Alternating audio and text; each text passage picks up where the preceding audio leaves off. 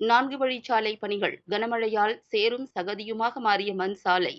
கனரக வாகனங்கள் செல்ல முடியாததால் வாகன ஓட்டிகள் தவிப்பு.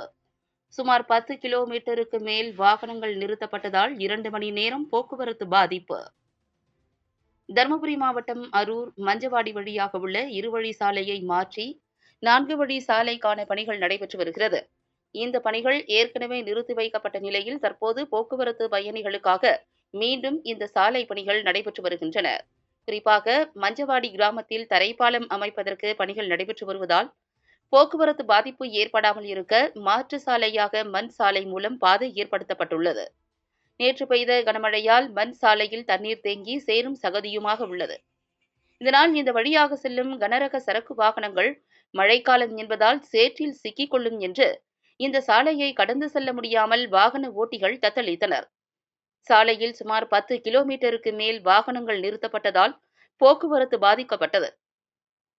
இதனால் பேருந்து பயணிகள் தாங்கள் செல்ல வேண்டிய நேரத்திற்கு செல்ல முடியாமல் சிரமப்பட்டனர்.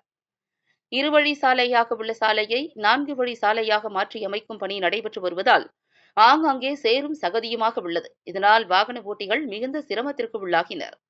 பிறகு இளைஞர்கள் வாகன ஓட்டிகள் போக்குவரத்து இடையூறை சரி செய்தனர்.